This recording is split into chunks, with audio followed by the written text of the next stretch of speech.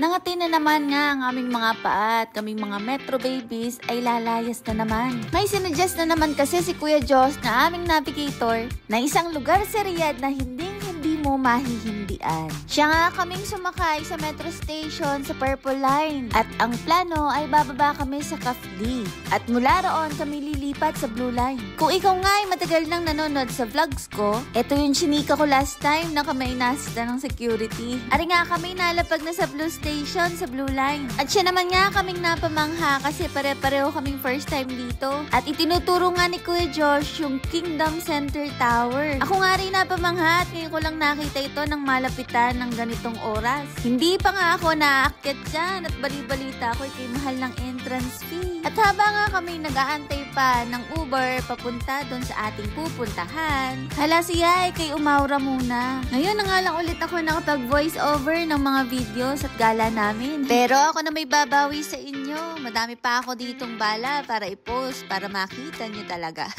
At pag nga sinabing Saudi Arabia, iyan ang puno ang lagi nyong nakikita. Iyan nga yung date palm tree. Moving on, kami nga ito ay nasakay na. Kaya naman ang aming alis ay maaga pa talaga at kitang-kita nyo naman ang ganda ng Saudi Arabia. Paminsan-minsan nga ang galang ganito ay hahanap-hanapin mo talaga. Kaya naman kami nagkasabay-sabay uli. At eto nga ang aming pinakay, ang Lazen Valley. Very prestige at napakaganda ng design dito sa lugar na to. Pero mind you guys, yung paalala ko last time, bawal po ang professional camera sa lugar na to. Pero syempre ang cellphone ay allowed. Ano yun, parang nag-refresh yung katawan mo, nag-refresh sa nilabas mo bad spirit. Spirit?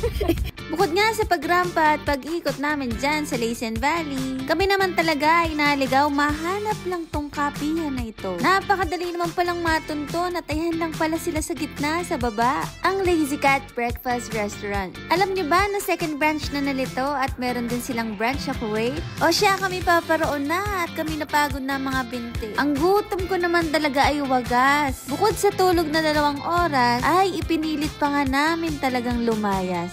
At ayan nga, habang sila ay busy sa pag-order, ako naman nga, iniikot ko ang mata ko sa lugar na to at sadyang gandang-ganda naman ako. Napaka-vibrant at laid-back ng design nila dito. At sabi ko nga, ako ay mauulit at babalik pa rin. Kayo ba? Nakapunta na ba kayo dito? Comment down below. Balik tayo dito at may gusto akong tikman.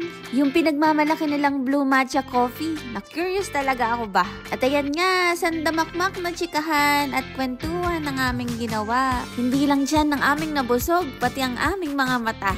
O tara, sige, tara na kaya. Samahan niyo ako sa susunod. Salamat sa panonood. Saan ba tayo next?